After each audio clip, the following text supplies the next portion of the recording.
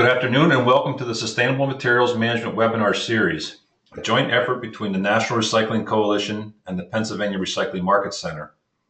My name is Wayne Bowen. I'm the Program Manager for the Recycling Market Center and will serve as your moderator today. We would like to extend a special thanks to Bob Hollis of the Mobius Network for providing the webinar management software for this series, and Lisa Ruggiero and Laura Flagg of the National Recycling Coalition for assisting the RMC with webinar promotion and technical support.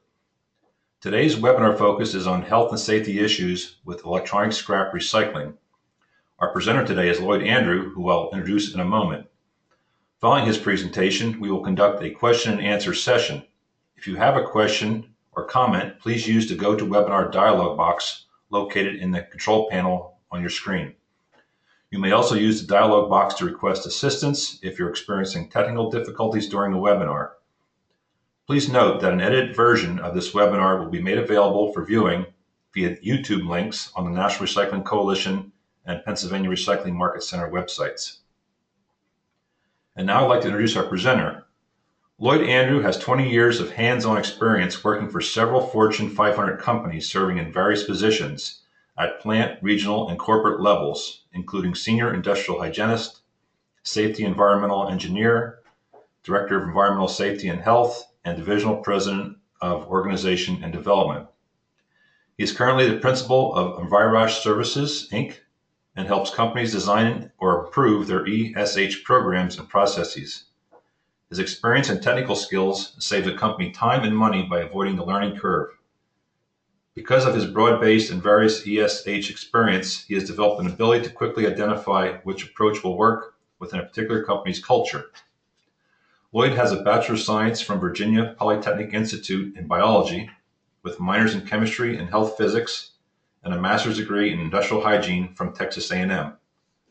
Lloyd is a certified safety professional and industrial hygienist. He's active in several professional and industry organizations and is a nationally recognized speaker and author. So Lloyd, I'm going to turn the presentation over to you. Thanks, Wayne. What we wanted to talk about today were really a couple of different categories. One, just try to identify the safety and health hazards within the e-scrap industry. But then we also wanted to spend a little time on the identification and control of those hazards. So we've got let me step back and who EnvirOSH Services, we're located in Houston, Texas. We have clients all over the U.S. We do specialize in the e-scrap industry and spoken at a number of different conferences around the country on the subject. We help companies with OSHA, DOT, industrial hygiene, air monitoring, noise monitoring, help write safety manuals, and help companies with their insurance premium and workers' compensation reduction costs. So enough of the ad. The safety and health hazards we want to talk about today are really broken down into immediate and long term. And some people say, what's the difference between safety and health? And in a broad brush description of that, safety being the sprains and strains, the cuts, scrapes, struck by moving equipment, forklifts, things like that. Those are more immediate. And unfortunately, they get typically a lot more attention from safety programs because the injured employee is there, he's in front of you, and it's immediate. The ones that, particularly in the e-scrap business, which you definitely need to be paying attention to, and which we'll talk about later in the program, are the health hazards, which are more of the longer-term type of effects from inhalation of hazardous substances, absorption of those hazardous substances, ingestion, noise, things like that. So those are the hazards we're going to talk about today. So let's get started with those safety hazards that you typically find, identify very quickly. Well, those, strains and sprains is typically what we're talking about here. And what's causing those? And, when we look at the e-scrap operations, how to work on controlling those hazards. One is look at, how you're shipping and receiving material.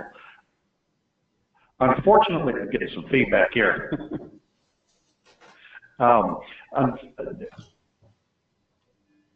Okay, well, maybe I'll stop now. Thank you.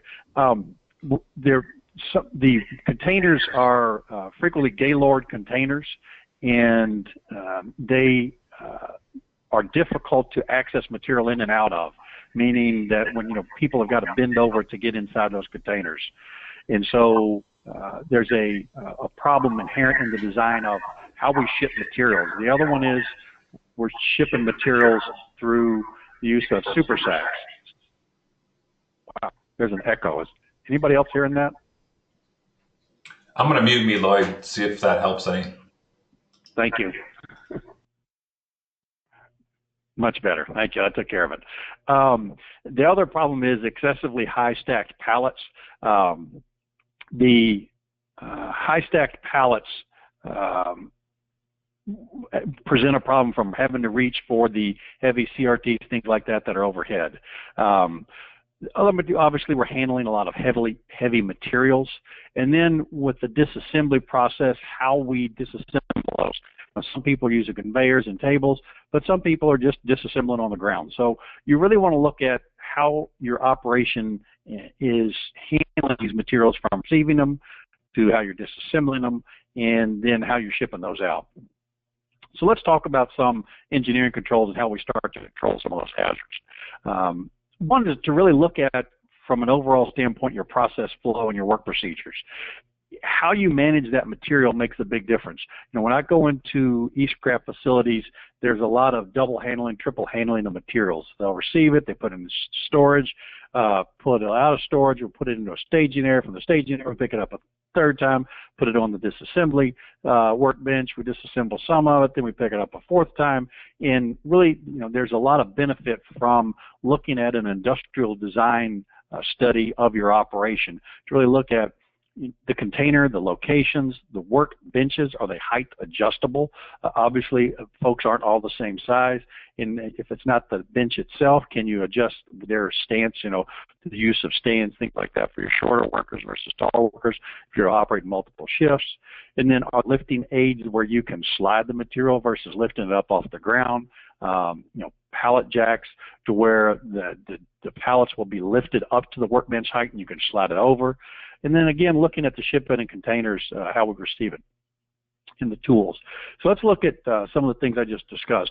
One, I'm going to try to get my pointer going here. If you look up in this section here, you'll see height adjustable makes a big difference on how much back strain and lifting is needed from an operator standpoint. So you do want to look at, can you either adjust the height of the operator from putting a pallet or something like that underneath them, a standing platform, or is a better option to have a height adjustable bench, or when you receive materials in on a pallet, have it into a scissor lift type of device where it can lift the materials up to a height where you can slide it over.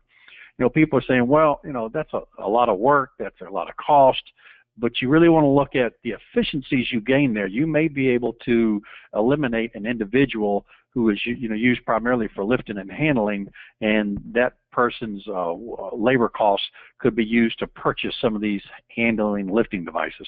And that's what the industrial design folks are good at.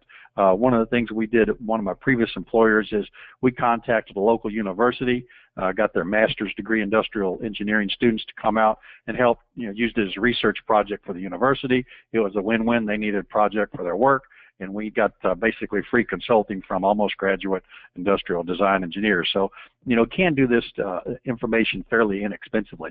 And then obviously there's pneumatic lifts and things like that that you can use for these type of lifting devices.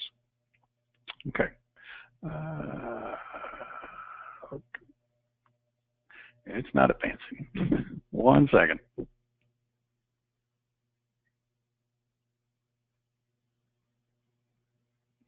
Yeah, I can't get it to advance.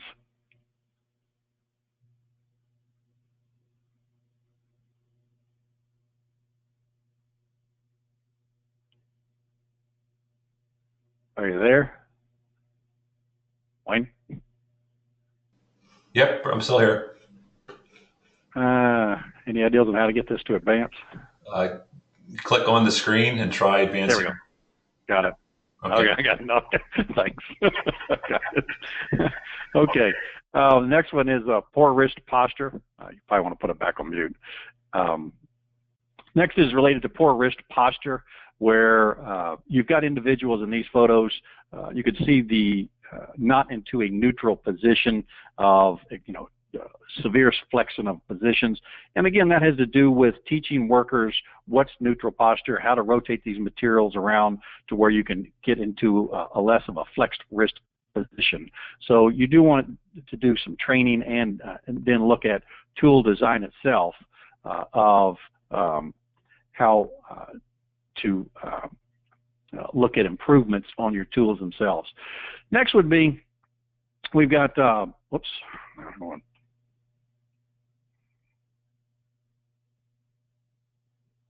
bear with me. Okay, next we've got ergonomic tool design, and having to do with the design of the tools themselves. And you may not think that in this picture of the Makata tools that that slight difference makes a lot of force difference, but it does make a tremendous amount of difference in how much force is exerted on the end of that drill bit when they're doing a disassembly, even angling it, because you can put a lot more force onto the drill itself by using your body more so than all the force being transferred through your wrist. So again, looking at tool design, we looked at containers, Gaylord containers, and this is one where a typical, Gaylord style. This one obviously the wire basket, but you can design these tilting mechanisms to be able to retrieve the materials out of those Gaylord type containers much easier, and eliminates a lot of lifting and back twisting to get into those containers. And then look at overhead suspended type of drills. These are fairly inexpensive design systems where basically it's just a pole with a cantilever device on a pulley system.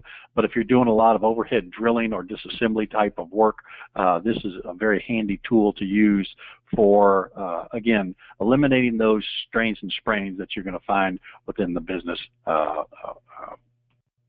find within these types of ergonomics. Okay, going on to the next thing we're going to talk about is guarding. And this is one where, we'll go into facilities and there's an issue of, well, that machine, we bought it that way, or that machine's never had a guard. And I hear that frequently when we do safety reviews. Unfortunately, from you as the employer, that really doesn't matter to OSHA. This is a letter of interpretation. The machine didn't have a guard, and so the individuals thought, well, it's grandfathered or it doesn't need a guard. Basically, at the time of the inspection, OSHA's comment was, OSHA's comment was that OSHA's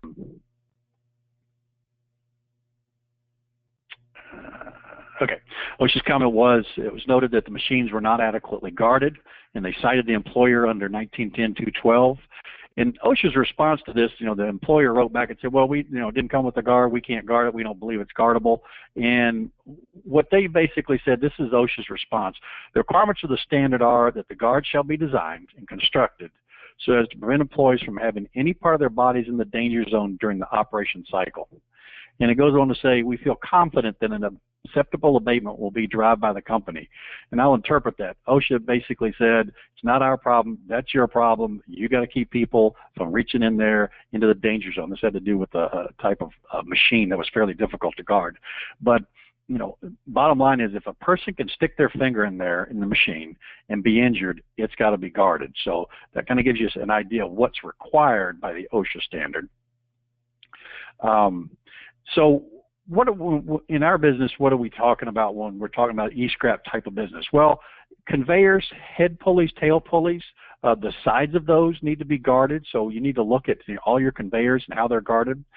Any rotating shafts, belts, will frequently use abrasive grinding wheels in the business for some types of disassembly type operations, and you need to make sure that there is a guard on all abrasive wheel grinders.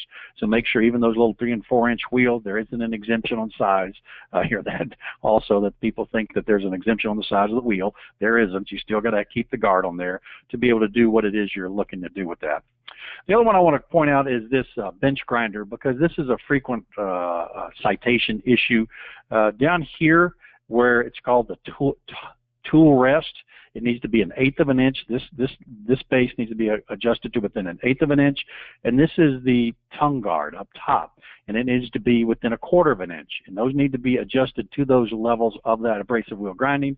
If not, it's a $1,000 fine, and it used to be the most frequently cited OSHA citation. So I encourage you, if you're using these type of bench scratchers in machine shop, things like that, you definitely want to look at those. Okay. Next, we're going to talk about lockout tagout.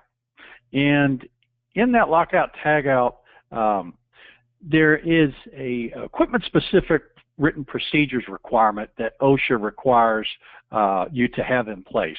So when you have any equipment that you get into to clean, and if that equipment were to start unexpectedly, could somebody be injured? And if the case is that, and this has to do with maintenance and servicing also, but more importantly in cleaning, because that's where people miss it. They'll have their mechanics trained, but not their operators and other sorters and things like that, folks like that who aren't trained in equipment-specific lockout tagout, and that's where people get cited on this. And what's required is you've got to have equipment-specific written procedures. That training needs to be documented. But more importantly, periodic annual inspections of those people who are authorized to perform lockout tagout. So let me go to the next slide here and understand that these folks who are sorters here on this line, that photo there, if they go in at the end of the shift to clean out, any material that's in that sort line, they'll need to be authorized and trained on lockout tagout and have their own personal lock on there. Because what you'll find is sometimes the supervisor will lock the line out, and then you'll have several employees doing the cleaning. Well, that doesn't work under OSHA standard. It's anybody who is exposed to the hazard. So if you've got 6 sorters working on that sort line and they're reaching into the line to clean out the material that's gotten jammed in there, cleaning off the line itself, they each need to have their own lock in the system. Now you can use a lockbox or some other system, but that's required. And also understand that the Hazardous Energy Control Program, when OSHA revised it several years ago, doesn't apply just to electrical, because occasionally we'll find people that. It applies to hydraulic energy, pneumatic, gravitational, mechanical, electrical, thermal. So it's a variety of different energy sources that you need to address, and you really need to look at your overall program to make sure that it does cover all those. Next we want to talk about is powered industrial trucks, and this has to do with basically individuals being injured during by forklifts or pallet jacks or similar type of powered industrial trucks that are moving pallets, gaylords, things, super sacks, things like that. Understand that if you're driving a forklift or operating a forklift, you have to have initial training that has a written test and a skills demonstration test. You need to have records of that on file and make sure that that training is done every 3 years. So that's a requirement by OSHA. Also, you need to have a daily inspection of that lift truck and making sure that you do have permanent aisles marked where forklifts travel and where pedestrian travels, because you need to establish safe distance between where your forklift traffic is and where pedestrians traffic is. And that's always a challenge for our facilities, because it's okay to walk across a forklift aisle, so it isn't like you've got to have isolated, never to be passed or through forklift aisles. But you do want to make sure there is sufficient separation between where your workers go to and from their workstation, restrooms, things like that, and where your powered industrial trucks are operating, to ensure there's good separation and not having these type of accidents where people get run over, feet crushed, can't see where they're going and knock them down and things like that. Fortunately, we've had a number of fatalities, things like that within the industry. The other would be related to driving in and out of trailers. Dock safety related to powered industrial trucks, because most of the time we're hauling this material in tractor trailers. Dock locks is obviously the best approach, where it's a mechanical lock that locks the trailer to the dock. They can't drive off while it's being loaded. Wheel chocks is another option to use for that. Light control systems are frequently used to control the trailer, and some people have been, just as simple as putting a stand out in front of the tractor trailer that says don't go, and so the forklift operator is the only one that can move a stand. It's up on a post 6 foot high, parked in front of the cab, and he can see it in front of it and looks at that trailer, and he sees the sign. Till the sign's moved, he doesn't go. When you're handling your dock plates, you want to make sure they're secured in place, that they've got something so they don't spin out from the dock itself. There needs to be a tab or something like that underneath the dock plate itself. It needs to be rated with side rails so the forklifts don't drive off the side of your dock plates. And making sure that you have a safe method for moving those dock plates. A lot of them have devices where a forklift can get under them to lift them because they are heavy, and they do result in finger crushes if you don't have a good method of moving those. The other has to do with entering the trailers themselves. You do want to make sure they're attached to the tractors, or you've got trailer stands in the front if you're driving heavy loads up front, because they can tip them. And the other has to do with the trailers themselves. And notoriously in the e-scrap business, we have old beat-up trailers, and the floor falls through, the forklift falls through, people fall through. And the only real way, people say, why didn't you see that hole? Well, if, you need to make sure you've got dock lights for your operators to make sure that they're bright enough that they can see into those trailers. Because, a lot of times, if they're just using the forklift lights or some other, using light from the building itself, there's not enough light in there to see in those trailers. So you do want to provide them dock lights so they can see into the trailers themselves. Next, it has to do with the way the material is stacked and material handling. You do want to educate your customers on stacking the loads for your particular operation, how you're going to secure those loads in the trailer, because sometimes we open these trailer doors and stuff's just scattered all around because they haven't used dock locks, trailer locks, bars in there to support those loads. So you do want to look at how they're doing that. The other to do with stacking heights.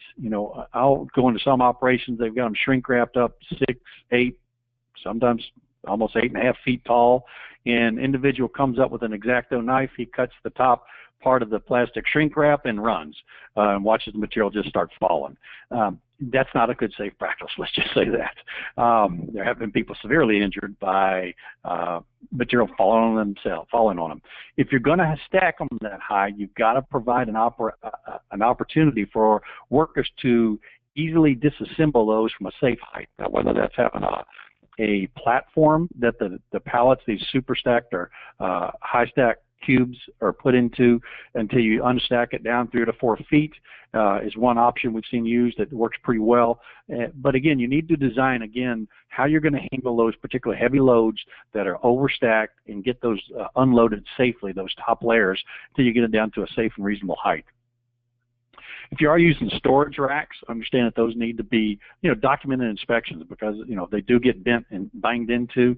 And so you want to have a routine rack inspections, because these racks can collapse, particularly if you start loading a bunch of extra material.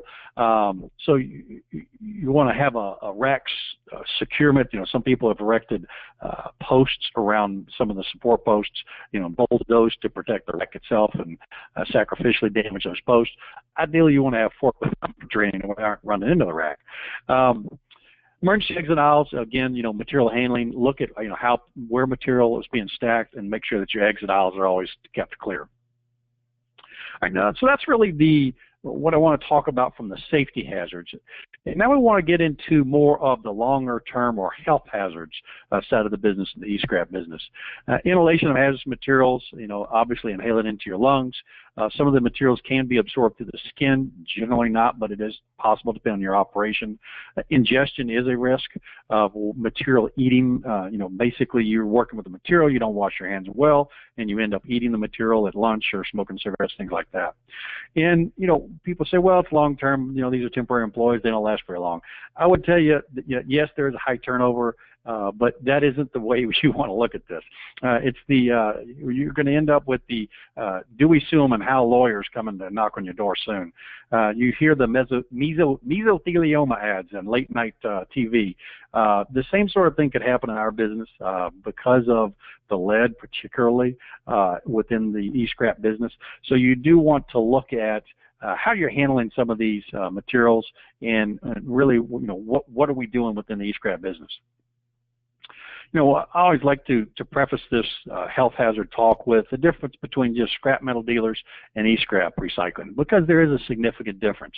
Scrap metal's been around for years. We've used scrap metal and how we disassemble that, and now we're trying to break out this e-scrap business. And what really makes the difference between those operations. And if you don't understand the difference between those two, you really need to pay attention to this section. And it has to do with hazardous substances. And that's what differentiates the e-scrap business from the scrap metal business. And they are different. They do need to be handled differently. And those companies that embrace that difference and understand those hazardous substances, or why they have a business in the e-scrap business versus all this going to the metal recyclers, are the ones that are really going to understand this business and be successful. This is a little excerpt from a brochure, if you will, the California Department of Public Health put out related to electronic waste recycling and some of the hazards, the chemical hazards that they've listed in the e-waste business, and lead dust being the most prominent one. And you're hearing a lot about lead, obviously, with the Flint, Michigan, things like that. But again, you're going to start hearing a lot more about lead dust in our business and the lead standard itself, because there's a lot of research going on with the lead standard currently. Obviously it's in CRTs, batteries, things like that. Mercury vapor is in all your fluorescent tubes, in your LCDs. They've got mercury lamps in those. We've got cadmium on the printed circuit boards. Some of the phosphors have got some cadmium in there. Beryllium, not that common to find, but it is on, trace amounts in the older printed circuit boards. And then one that's still out on the horizon that, I think could be an issue eventually. Right now the science isn't well developed enough, had to do with the flame retardants that are used in the plasticizers and things like that. So that's what's on theirs. Now, understand that CDC, Center for Disease Control, and NIOSH is doing a number of studies for the e-scrap business. And they've done several studies. If you haven't looked those up, it's probably worthwhile if you're in the e-scrap business and dealing with safety and health to look those up and see what they found. But, their initial study, they found lead, cadmium, chrome, and noise to be some of the more high hazard types of risks related to health. They attribute them to poor engineering controls, poor work practices, and dry sweeping. And I'm going to talk about sweeping later. One that concerned them greatly, which is probably helping them get more funding for the next project, had to do with lead take-home. Had an individual in this study where an individual working at the e-scrap business for 3 to 4 years, and one of his kids was diagnosed with high lead. So, it's attributed automatically to take home. We could offline have a discussion on whether that was or wasn't the case, but bottom line is that's what's implied in the report. So you do need to look at it, because it is definitely possible, if you aren't following good, safe work practices, for workers to take this lead material home to their kids, washing their clothes, end up on food, in the car, and you start to just have a mess. So, I encourage people to really look at their health programs on how they're handling these materials. CDC isn't done. NIOSH has a couple more studies they're trying to get funding for related to metal. Also, they're looking at flame retardants in a big way. They want to do some studies on those. So just kind of stay tuned on that. What I do want to do is cover, I mentioned the term hazardous materials, and what do we mean by that when I say hazardous materials and e-scrap? And this is just, I'm not going to go through all of them in great detail, but kind of give you a feel for, this is why e-scrap is different than scrap metal, and why you really need to wrap your hands around what it is the difference and how you're going to manage these hazardous materials, because this is what you're dealing with. We got PCBs in some of this material. The fire retardants, which I mentioned, there's some science needs to be developed on sampling that, but they are fairly toxic materials, and they are in this material. It's just a matter of quantities and what's a safe quantity, things like that. Chlorofluorocarbons, that you see in the refrigerators, PVC, obviously in cable installations, things like that. And then we've got heavy metals. You hear the big lead being the more common, lead, beryllium, and cadmium, but we also have arsenic and the gallium arsenide LEDs, lithium beam diodes, barium. Beryllium is in X-ray lenses, microwave magnetrons, things like that, ceramic insulators. Cadmium in batteries, fluorescents. Chrome 6, which is fairly toxic, is in some of the floppy disks, things like that, plasma TVs. Cobalt. We've got copper, everybody's familiar with. Indium on your LCD panels. Lead, everybody's familiar with. Lithium in your batteries. Manganese in your batteries. Mercury, which we're going to touch on your LCDs. Compact fluorescent lights, HIDs, DLPs, a number of things. Nickel in your batteries, rare earth elements. This is typically in some of your phosphor coatings, fluorescent layers, CRT screens, uranium, thorium, things like that, europium, selenium, and photocopying machines, silver, zinc, zinc sulfide. Then we get into, depending on your treatment and how you handle the materials, sulfuric acid, your lead acid batteries, potassium and sodium hydroxides. We got coolants, ethylene glycol, got aliphatic polyolefins.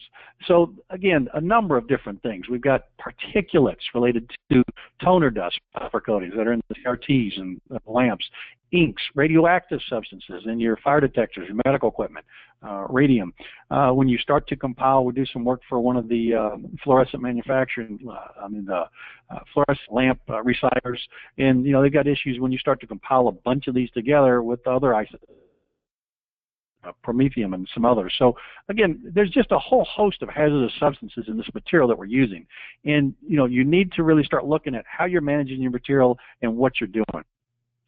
I do want to touch on these phosphor coatings because this comes up a lot.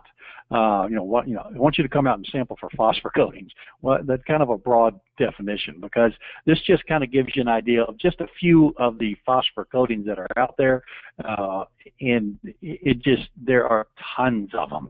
So it's just a wide variety of chemical formulas used in these fluorescent phosphor coatings. So what's the ultimate, here? Well, the one that keeps getting the most attention is lead, and I tell people use lead as kind of your indicator because it is the most prevalent heavy metal that we've got, and if you manage your lead, you're probably managing the other trace elements to a pretty adequate degree. If you're not managing lead properly, you probably have some of these other trace elements to a degree you don't want. What does OSHA require? These are just a few of the things that are in the lead standard. And I just touch on this so people have a good understanding of what I'm talking about when I say lead and OSHA citations of what's out there. We've got to have air monitoring, engineering controls, written programs. You got to do air monitoring. You got to have protective clothing, changing rooms, showering, and clean surfaces, no compressed air used for cleaning. So you got to look at your hygiene, your lunchrooms, positive medical surveillance. Lead for training, you got to have signs and hazard communication training. So you can see easily, OSHA, if you don't have a good and adequate lead program, if you haven't done lead monitoring, I'd encourage you to do it. And if you have problems, you've got to look at, where are you with that air monitoring, and do you need to start to implement some of these things? Again, CDC looked at that take home. I want to touch on that again, that, that is an issue of you really need to start managing your lead because it can get to be a problem outside of work. How does that happen? Well, most people are doing dry sweeping. They say, well, I sweep up the lead. We have everybody sweep up, either at break and or into the shift. And I look out there and they've got these dust, push brooms and things like that, and they're sweeping up all the visible dust. What I want to encourage you to understand is if you are using just brooms for sweeping up your lead dust, you're actually only having your folks sweep approximately every other day. As I tell people, you're asking your folks to sweep blindfolded because the materials we're dealing with in lead, you can't see. So if they're only sweeping up what they can see, they're only sweeping up half the material we're concerned about. Let me give you a little science behind it. Visible particulates, you can typically only see less than 50 microns. Greater than 100 microns, you don't inhale into your lungs. The particle sizes we're talking about are the less than 10 microns typically. That's what gets inhaled deep into your lungs. So in a typical e-scrap type of business and the mixtures we get of lead dust that's out there and the size particulates that are being swept up, you can only see half of them. Occasionally when you look at your operation and maybe sunlight's real bright and you'll see a kind of a haze coming through there. Now you're starting to get some real strong light. You can start to see some of these smaller micron type of smaller micron dust particulates. And so when you see that type of thing, that's the sort of stuff they're actually getting to. So what sweeping actually does is it just stirs it around. You're not actually cleaning anything. When you're using those dust brooms and dry sweeping, you're actually just stirring up the particulates that we're concerned about and making them airborne so people can breathe them easier, which is not a good thing. So, that's why I constantly warn people about you need to capture, contain this stuff. I'll go into some places and they'll have these porta-cool systems where, again, not only are we dry sweeping, we've got these fans that keep that dust, that airborne lead dust, circulating in the air all day long. Or we're using compressed air for cleaning. I'll get up there and start blowing off, countertops and workbenches, things like that. And again, that's just stirring up that lead dust. The only real way to control it is to, capture, contain it, convey it, collect it we use in the business. And that's, install ventilation systems, things like that, to really capture that dust and take it outside the building and collect it and then haul it off into an appropriate disposal location. When I mention ventilation, people say, well, we've got a fan on the wall, or we've got fans in the ceiling, or we've got a duct diameter. And I like to use this demonstration, and this is actually a live video. I just don't like to risk live videos and presentations like this. But if you look at that photo to the left, you'll see one duct diameter. There's a ventilation hood there. And at one duct diameter, this guy's chipping away on this wood dust and making real fine dust, and it's being captured. If you come out about 1.5 duct diameters, you'll see that it's starting to swirl around. But if you're more than a full duct diameter and you're generating dust, you're not capturing it with these duct hoods. So you've really got to look at, the ventilation capture systems themselves, how they're designed, what their function is, and where they're placed. So there's a lot of science that goes into ventilation, and I see a lot of poor ventilation frequently in our operations. The next has to do with the housekeeping. I mentioned, don't sweep it. Well, you got to control it through water, and that's either through handheld mist sprayers, where you can get these 2-gallon sprayers and spray the material down and then mop it up. That usually helps trap it on the ground, mop it. These wet behind, Zamboni type, I call them Zamboni type machines. I'll walk behind wet sweepers. But again, they wet it and then they'll suck it up into the liquid, and that helps contain it and capture it. Much better than just dry sweeping, which is mostly just circulating material around. If you got a big operation, misting nozzles, things like that. But again, you've got to control it by wetting it and things like that. Well, people are saying, well, soon, the CRT monitors are going away. Lead's not going to be a problem. It's not going to be an issue. I do want to tell you what's out there, and I mentioned earlier about lead and that it's only going to get, tighter. Cal OSHA is typically a trendsetter for the rest of the country for air monitoring and some of those things. And just to let you know what's going on out there, 2013, they've made a proposal to lower the standards for lead from what the federal OSHA standard is. And, feds, frequently will follow Cal OSHA's lead on some of these things. And the goal is they want to get the blood lead down below 5 micrograms per deciliter. If you're doing lead monitoring, you need to understand that's pretty low. We're down to almost pretty common lead levels in our business. Action level, they're going to be reducing from 30 down to 2 is what's proposed. And then they're going to be reducing the PEL from 50 down to 10. Now, that's still in discussions. There's nothing final for those folks in California, but understand that's what the science is heading towards related to lead exposure. So you do really want to start looking at how you're managing your operation, and that's why I said those companies that are scrap and understand the hazards of it and start to implement these control measures earlier on are going to be ahead of the curve when these types of numbers start coming around. Okay, let's talk briefly about mercury. Mercury is frequently in the E-scrap is the other more common air contaminant we run across. It's released, particularly if you look at these LCDs, they'll have up to 20 of these tubes. They're small, real thin tubes. If you break those tubes, you're releasing mercury. Bottom line, that mercury is going to start volatilizing. It comes out, mercury is very dependent on temperature. In colder weather, it's not near as volatile as it is on hot days. And it will volatilize anywhere from hours to days outside of these tubes. So again, when you break these tubes, the importance of getting that material cleaned up quickly is important. You do want to segregate all that E-scrap containing mercury, and bottom line is don't break the tubes.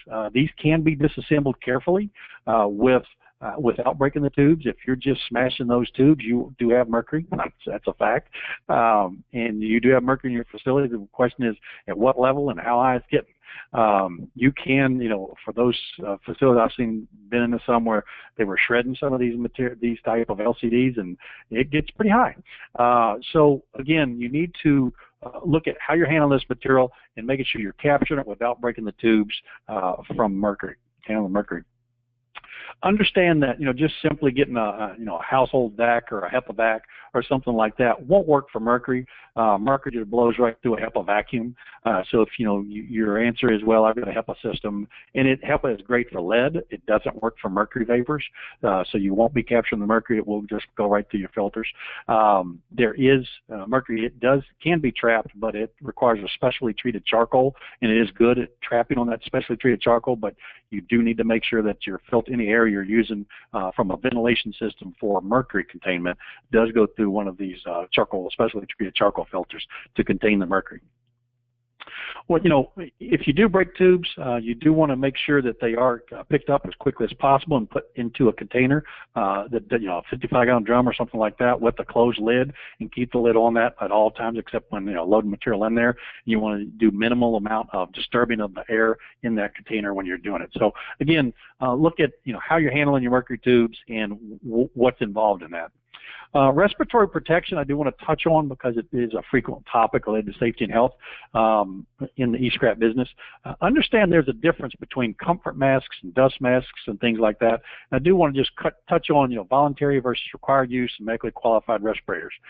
When you look at this, always, we'll do this in presentations, which of these are respirators? Give people a minute to kind of look through those and what would be an adequate respirator for, say, lead. Of all of those, the only ones that work for lead are those two. So understand that, you need to look at the instructions that came with your particular respirator and make sure it works for lead, because I see people using these comfort masks and other filtering face pieces, what I call dust masks, that aren't effective for lead. So, may have the wrong cartridges, things like that. So, again, look at your respirator program, make sure that it's adequate. If you do give out respirators, you do need to make sure you covered OSHA's Appendix D with your folks, and that has to do with making sure that they understand not to share respirators, they know the limitations of their respirator. So if you're giving out those dust masks to folks, they need to understand that what they're actually for. Most dust masks are for basically nothing. They're probably a comfort mask, and they don't protect against anything. So when OSHA shows up and asks your employee, what's that respirator for, he needs to be able to answer that intelligently. And if he says, well, it's to protect against any of the hazardous lead dust that may be in there or something like that, you need to make sure your respirator is adequate for lead. If they are wearing tight-fitting respirators, anything beyond the dust masks or filtering face piece respirators, we call them, they need to be medically qualified. So you do want to have a hazard assessment done at your job site. Make sure you got a written program. You are keeping up with medical evaluations if they're wearing cartridge respirators, similar to the one shown here. There is a requirement that you do annual fit tests. Medical requirements aren't required annually anymore. Were years ago, but not anymore. And then you do need to have an annual program review of your whole respirator program, which basically includes interviews of employees who use respirators. So again, look at your respirator program. It is a hot topic with the e-scrap business, and if you have compliance inspection, things like that. Next, we're going to talk about in general PPE, safety glasses, work boots, things like that. I would encourage you to look at your cut-resistant gloves. That is an area that some people don't understand, that there are good cut-resistant gloves and impact gloves that can help prevent contusions, things like that, bruises basically of fingers and hands and things when working with e-scrap. Arm guards need to be worn if you're handling any type of glass or sharp metal edges. So again, look at the cut-resistant arm sleeves for that. Work uniforms are important, particularly if you're doing any kind of shredding, things like that, where you're going to be generating lead dust, to make sure that they don't take that lead dust home. Again, that's that take-home issue that the CDC and NIOSH came across when there were people working in the e-scrap business. Hard hats only if they're have an overhead hazard, and make sure you got your written PPE program. Next has to do with hearing conservation. Most of the e-scrap businesses are a high noise area. You need to have a written program for your hearing conservation program. Each of the employees exposed over 85 decibels need to be included in your annual hearing conservation program, where they are receiving audiometric tests, hearing tests. You need to post the OSHA noise standard. And when you have folks exposed to 90 decibels for 8 hours you got to require hearing protection, and 85, it's recommended they wear hearing protection. So again, look at your hearing protection program, making sure that you are providing a selection of hearing protection that requires more than just plugs. You got to have plugs earplugs and muffs are a variety of 3 types of different hearing protections required by the OSHA standard. Next thing I want to touch on is has to do with hazard communication and GHS. It's the globally harmonized system of classification and labeling. Everybody's heard of the right to know standard. Well, that was revised a couple of years ago, and there are deadlines kicking in. The final one comes in 2016, the middle of 2016. But you should have been doing training. What OSHA had to do was change the OSHA standard related to labeling of hazardous chemicals to be in sync with this purple book, or the globally harmonized system classification and labeling of chemicals. So they revised the hazard communication standard. And bottom line is, any of your containers need to have, if you're using the old NFPA diamond, the 1 to 4 diamond rating, that won't work anymore. You need to be using these new type of GHS labeling systems. You'll start to see those coming in. The chemical product manufacturers are required to have done it by June of this year on any new product that they're making. And we, secondary users for employers, need to be done by June of this year. So again, what's required in this new GHS label are these pictograms, or 9 of the pictograms there pictured under number 1 that give you a brief hazard identification of what the chemicals are. You need to have the chemical name, which would be number 2 up there, what the substance is. The hazard warning, we call them hazard indicators, either danger or warning, number 3. And then you got a hazard statement, 4. 5 is what we call precautionary statements. There's several of those have to do with spill response, things like that. And then 6, the manufacturer's name and number. That usually doesn't apply for relabel containers unless you're taking something out of one. But again, look at your GHS labeling system and your training on pictograms, things like that. The other thing you want to touch on is your OSHA poster. Make sure it's posted. We actually got a citation for one of the people I work for. At one time, we were doing painting. We had the OSHA poster, but it wasn't actually posted on the wall. We'd taken it down for painting the bulletin board, and we got a $1,000 fine for that. So it does need to be posted. Also look at your OSHA 300 log and your 300A summary of injury and illnesses. It needs to be posted at this time, February to April of every year. So again, if you do have an injury, it needs to be put on your OSHA 300 log for within 7 days, and you need to have those 300 logs back 5 years. And last you want to talk about is your emergency action plan from just a safety and health standpoint of, we do have a lot of material typically in our facilities. We're usually buried in them, and emergency action plans are important from keeping your exit aisles open, being able to account for where people are if there is a fire or some type of evacuation needed of the building. And you do want to have a drill every so often of, making sure that people understand, until people do an evacuation drill and assemble at that rally point, they, won't understand where to go or how to handle it. So again, making sure you've got a written emergency action plan that deals with fires, medical emergencies, workplace violence, severe weather, shelter in place locations, things like that. So again, another safety plan you want to make sure that's in compliance with for the OSHA standards. As far as safety, we've touched on a number of these, but I do want to just run through what's required for OSHA and really safety training, just good safe practice. Those programs that we feel that you want to start with these programs and then develop the other programs as they come along. Hazard communication, we talked about your GHS program. Hazardous energy control, or your lockout tagout, making sure you've got equipment-specific procedures in that annual program review done each year. Hearing conservation, making sure that you are doing your annual hearing tests on your employees, and you've got noise monitoring, know what the levels are at your particular location.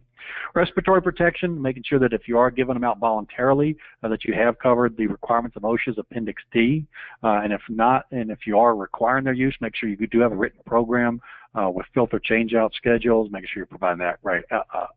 Respirators, making sure people are medically qualified and you are providing fit tests. Personal protective equipment needs to be conducted at least once on all the types of PPE, how to maintain that equipment. Powder industrial trucks, we talked about earlier in the presentation. Every 3 years you need to have that training conducted. Bloodborne pathogens we didn't really deal with, but if you are expecting your folks to provide first aid, they do need to be bloodborne pathogens trained at least annually.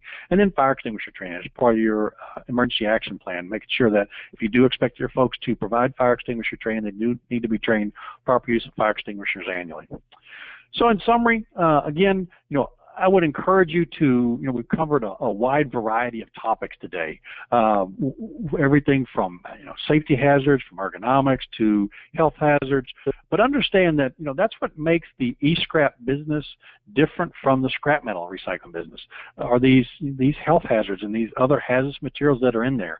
It's a lot more labor intensive in this business. You've got to learn how to manage those health hazards and the lead, the mercury, and other types of things that are in the e-scrap waste to properly protect your employees, but also to properly manage the material. That's what makes us different than just regular scrap metal dealers. I would encourage you to use qualified folks, CIHs, CSPs for your evaluation. The reason I say that is, I get calls frequently from people who had industrial hygienists in. They get a report. They have numbers they're looking at, and they say, I don't know what these mean, or I don't know how these numbers came up. And I'd say, well, you probably didn't hire a CIH, because when I look at this report, it's pretty bad.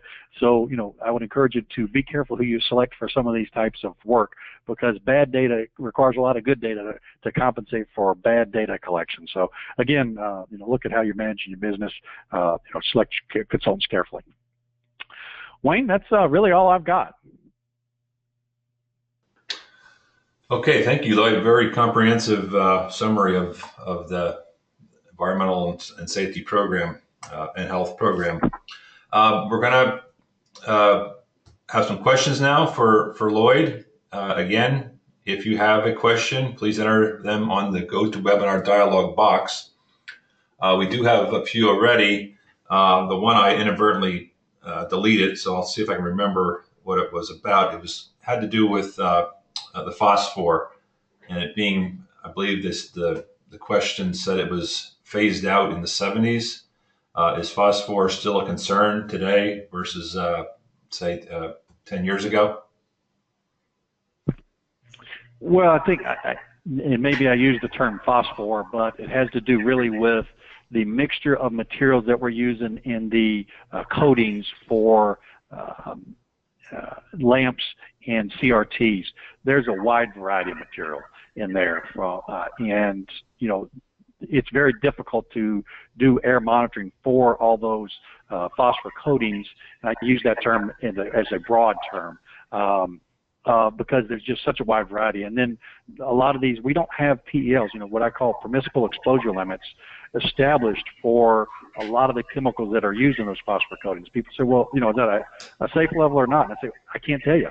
I can tell you if it's present, but I won't even be able to tell you if it's a safe level or not, because OSHA or there's only about I'd say 2,000 substances that have a permissible exposure limit even for them.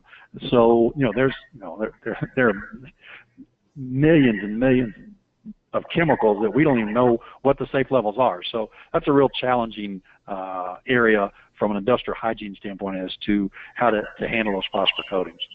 I encourage people to use the water sprayers, keep it down as, obviously to try not to break the monitors and spread that material around, but use the pump up water sprayers to really knock that coating down and keep it on the ground, and then collect it through your wet scrubbing methods. Okay, this question says, I was just on the NIOSH/CDC website. There are no NIOSH reports or resources on flame retardants from e-scrap. Can you provide any specific sites, especially with regards to the OP and OC and the newest BFR replacements? Maybe you could explain what OP, OC, and BFR are first. Well, those have to do with the types of flame retardants that are out there.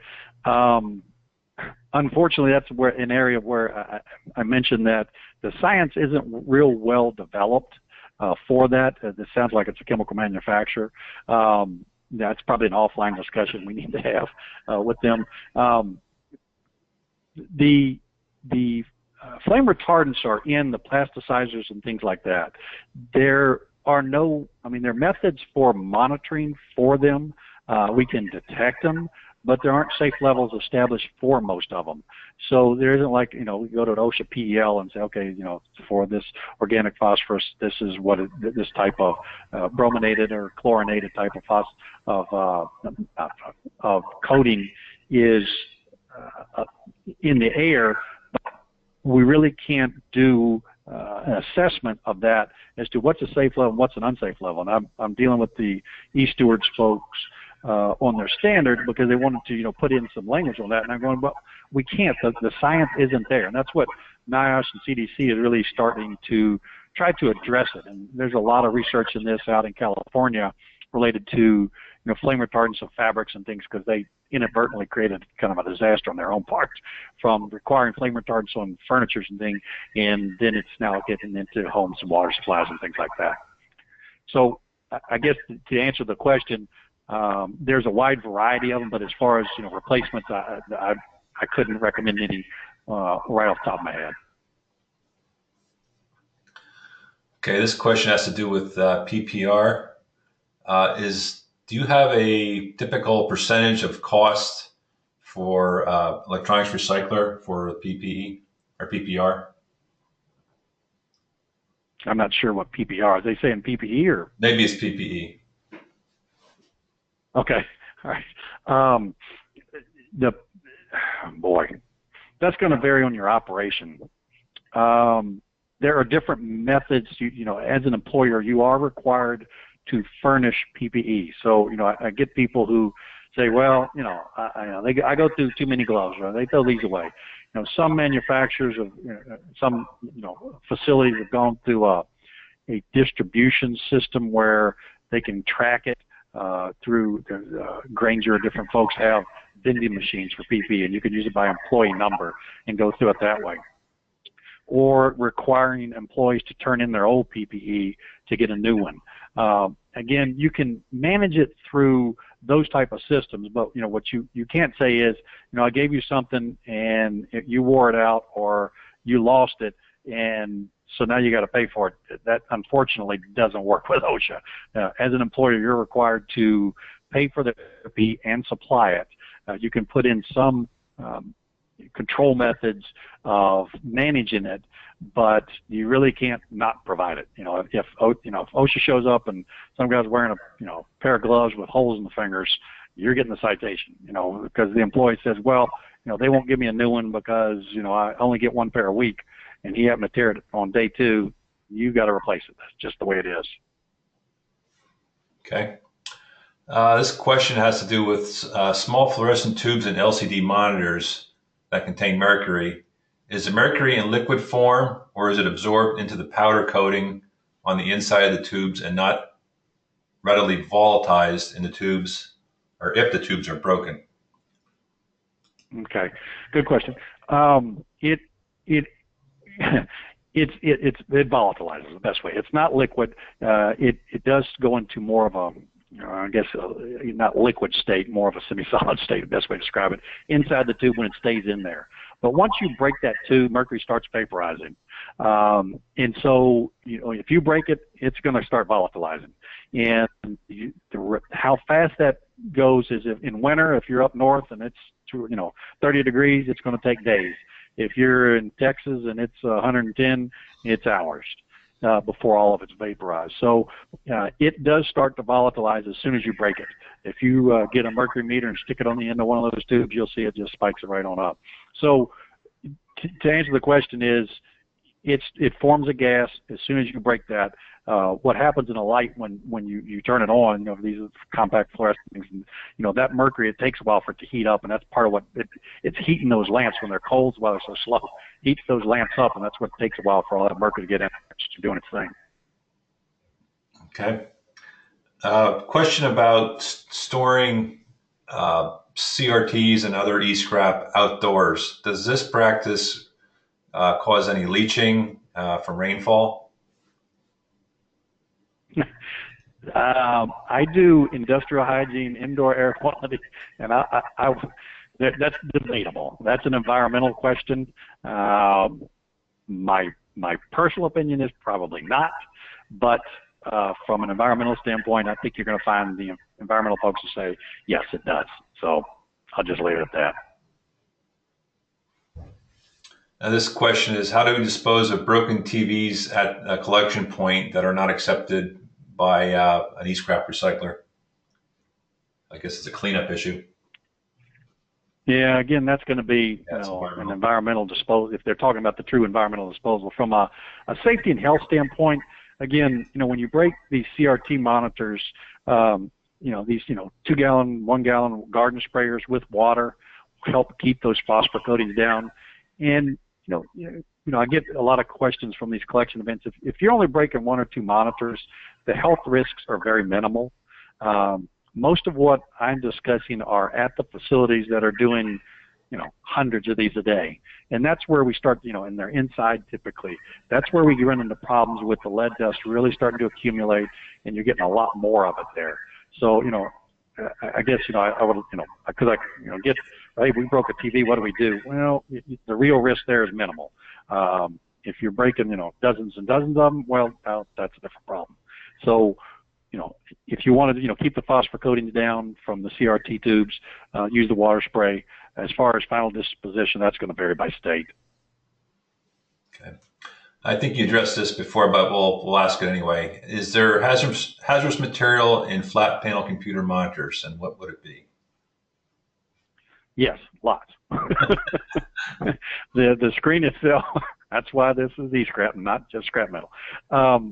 The mercury tubes are, the manufacturers are going to LEDs, and so you do need to know LEDs are not as hazardous, but there are some, depending on what you're doing with them. If you're grinding them, like I said, there are some hazardous components to LEDs, but generally not.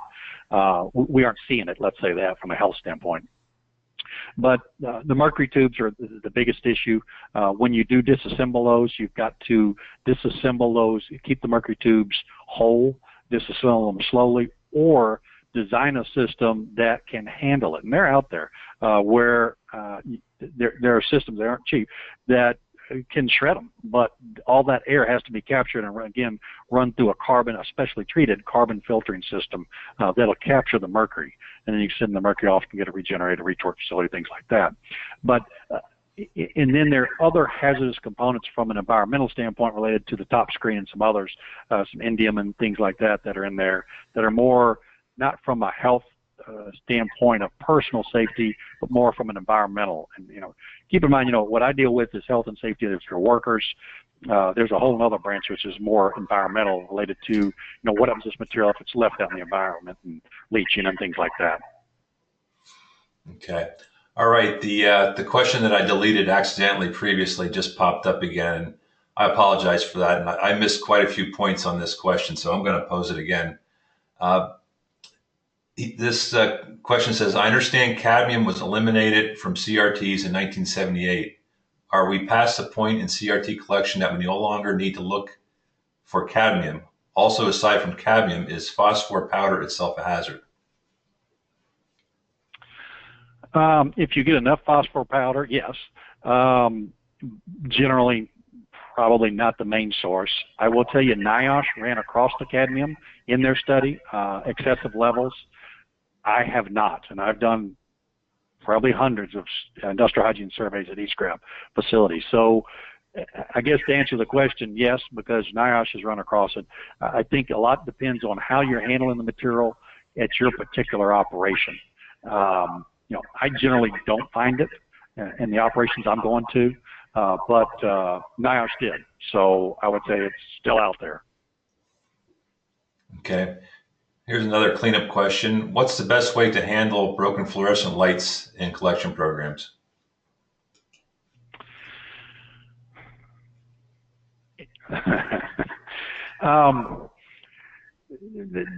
That one's kind of difficult.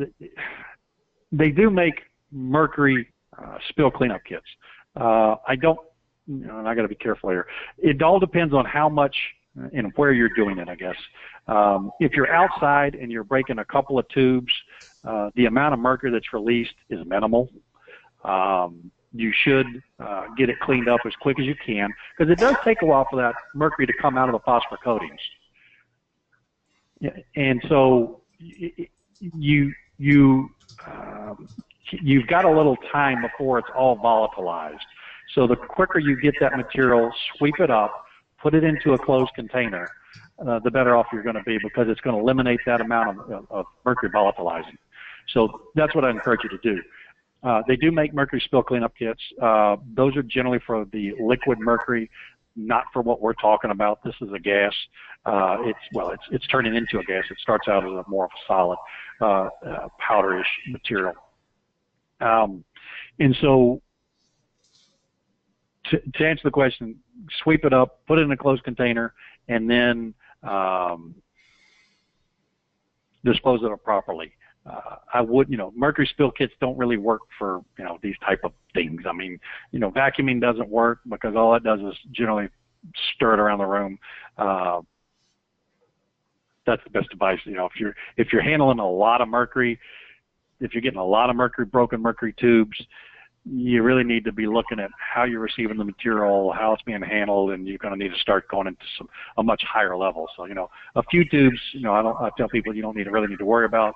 If you're, getting in the neighborhood of, hundreds of broken fluorescent tubes in your operation, that's when you want to start looking at, are we doing it outside? Can we put in some fans, start blowing this away from the operators, from the folks working the collection, things like that. So. Okay, that's it for the questions. So we're going to be closing this presentation. Again, this webinar, like all the webinars in this series, has been recorded and will be made available via YouTube links on both the National Recycling Coalition and Recycling Market Center websites. Thank you again for joining us, and thank you, Lloyd, for a great presentation and the Q&A. We hope you'll join us for next month's webinar, and please visit the NRC or RMC websites for schedule updates. So have a great day, everybody, and thanks again, Lloyd. Thank you.